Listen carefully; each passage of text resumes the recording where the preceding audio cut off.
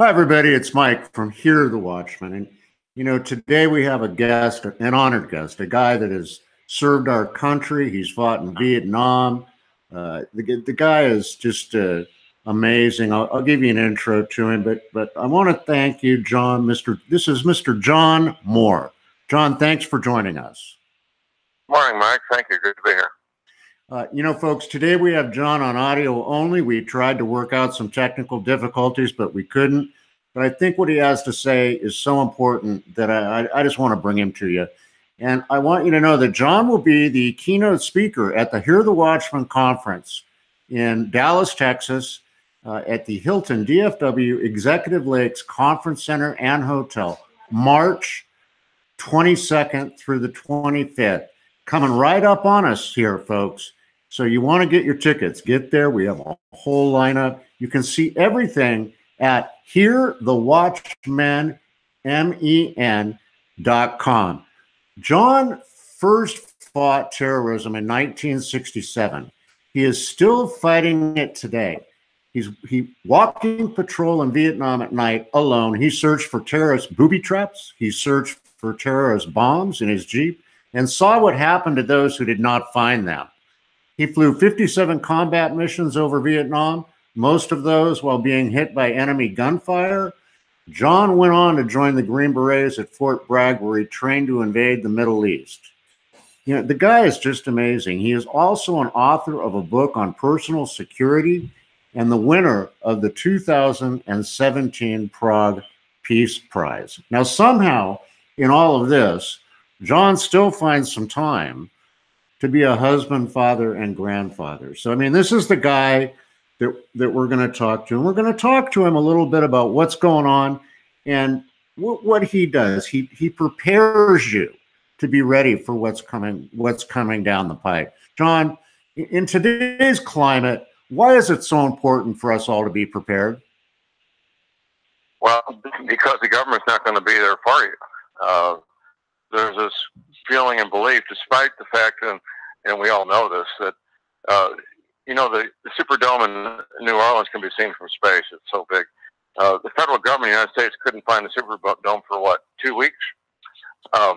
If they can't find the Superdome for 2 weeks, how do we think they're going to find us in our neighborhoods to help us?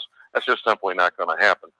So, yes, people need to be prepared. There's no place on the planet that's completely safe from natural disasters, whether it's floods, hurricanes, ice storms, tornadoes, earthquakes. There's no place that's safe from at least one of those events, if not two or more.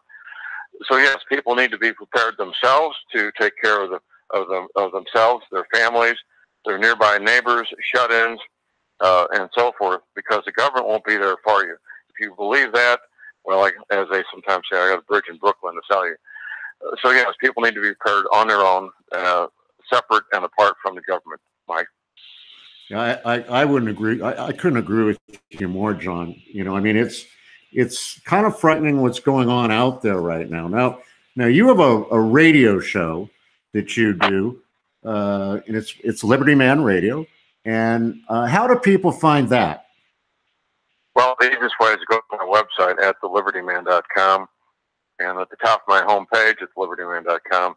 You can listen live Monday through Friday, 8 to 10 a.m. Central Time. You can listen to the archives on Republic Broadcasting's website, or you can listen to my archives on YouTube. So there's lots of ways to listen, but the easiest way is to go to my website at thelibertyman.com. Listen live 8 to 10 Central Time Monday through Friday, or listen to the archives anytime you want. John, I think one of the big things that people fail to plan for, they have all their preps ready. They've got everything all set, prepared to, hunker down. But what if we can't hunker down? Do people, in your opinion, fail to have a plan on getting there? Well, it's a plan B. Your plan A is to stay where you are for most people most of the time. Plan B is to have a safe haven, hopefully ready and waiting for you and people you're bringing with you, that has everything that's necessary for food, shelter, medical supplies, and so forth. getting from point A to point B is typically called a bug out, and a lot of time is spent people analyzing and discussing and planning their bug out. It can be a complex matter, and it's not going to be the same for everybody. There's lots of different ways for people to get from point A to point B. It could be a motor vehicle, a bicycle, walking, a boat, an airplane. It's going to be different things for different people. The main thing is to have a plan that is viable and realistic, as opposed to something that's some fantasy that wouldn't have no chance of working, Mike. Well, thank you for that. I feel that's an important aspect that people don't. But you know that a lot of people will say, well, why bother? I mean, why do people bother with all this? Well, because they care about themselves. They care about the people their family members, the people that they love, their children, their grandchildren, their spouses. Human life has value, and if you value human life, if you want to protect innocent human life, then you make appropriate, prudent preparations. A plan to throw the wife and the kids in the minivan with all the groceries and head to the national forest is not a plan. That's just simply a disaster waiting to happen. A plan is getting ahead of the curve and having everything ready and prepared and waiting for you. Hopefully, if it's long term, a hobby farm at a good distance from a major city, where the people occupying the hobby farm can grow pretty much everything they need on the premises: fruits, vegetables, eggs, milk, whatever it might be, meat, and be self-sufficient. It's difficult to do that, but it's a worthwhile goal, Mike. And you're well aware of this, having served for so many years, and as a Vietnam veteran, we definitely want to say to you, welcome home. But over the years, when you serve, communications is one of the most important aspects, and here, communications would go down in the case of a natural disaster or an EMP. What do people do now to ensure that their communications with their families and neighbors they have an alternative way to communicate with one another? Right. Well, the best way is ham radio equipment being operated by licensed ham radio operators. I was just visiting one of my friends who's a licensed ham radio operator, and I was inspecting his Radio Shack, which is basically a 3-foot wide space in his basement. He has some excellent equipment, all properly set up and ready to go.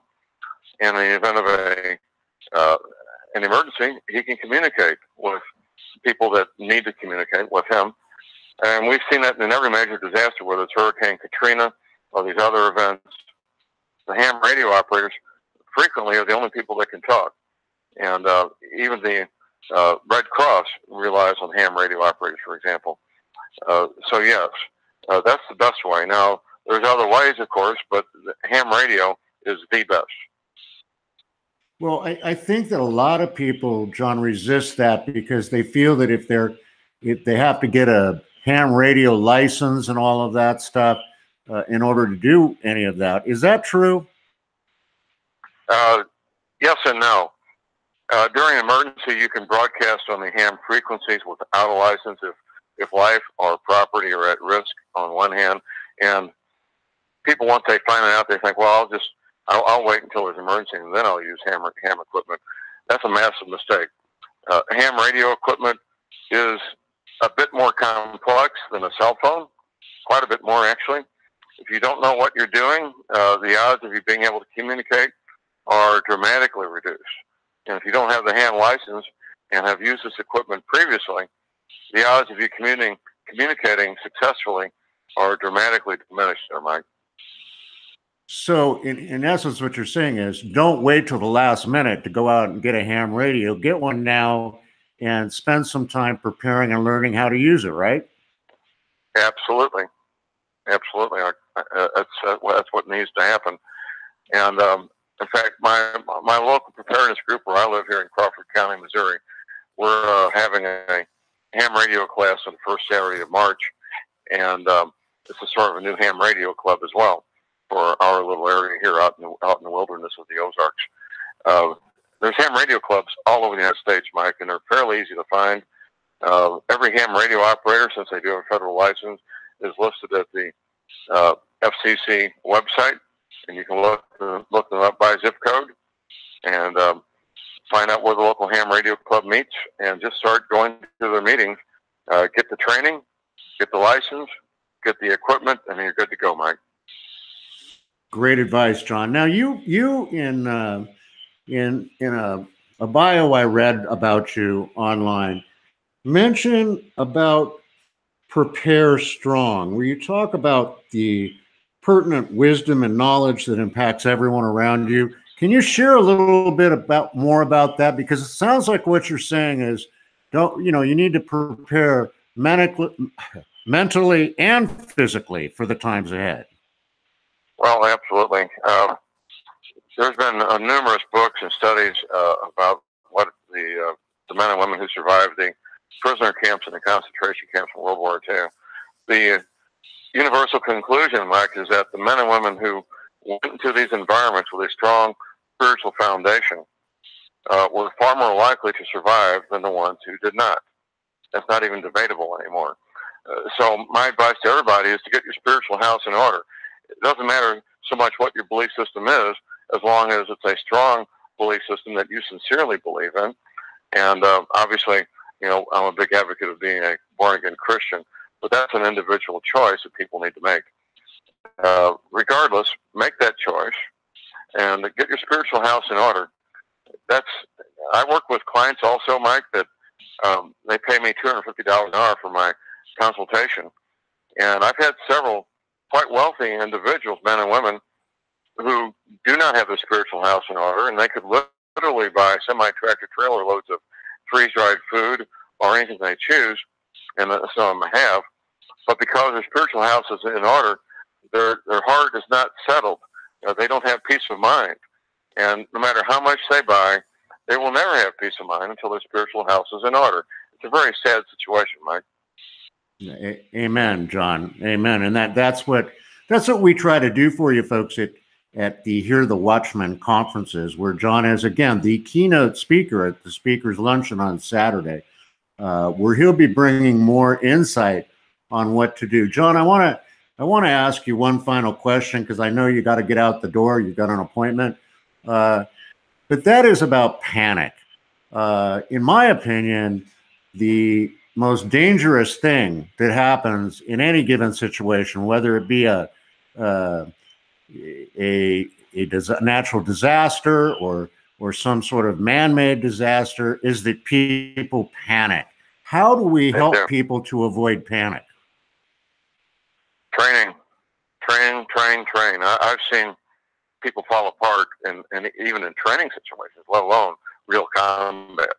I've seen guys freeze up in combat. I've seen guys freeze up in panic in training. And there's no way to predict in advance if a man or a woman will panic when there's a crisis, whether it's an automobile accident or ISIS walk in the door of your church and start shooting up the place. What you can do is make the training as realistic as possible, put people in situations where you simulate combat as much as possible, which is still no guarantee that they won't freeze up, but the best you can do, Mike. Yeah, amen, John. Amen. And again, John will be at the conference all weekend long, so you'll be able to avail yourself of his knowledge, his experience, and his expertise. I encourage you to get there. If you use the promotional code MORE20, you will get 20% off your general admission. $20 off your general admission ticket and 20% off our live stream for the conference. So, I encourage you. Our mission at Hear the Watchman is to activate you in your faith and activate you to go home and be prepared for what's to come. And it's time. The time is here to take care of yourself and to take care of your family and to listen to the teachings of people like John. Avail yourself of, the experience of someone who was a Green Beret and who's actually been in a combat situation. And get your luncheon tickets, get your speakers luncheon tickets, because I'm telling you what, this is something that you don't want to miss. So, John, I know you're very busy. Thank you so much for taking the time. Good to be with you, Mike. You're welcome, sir. You're welcome. Yeah. God bless you for everything you do. Folks, until the next time, we'll see you again here on the Watchman's Report. God bless each and every one of you.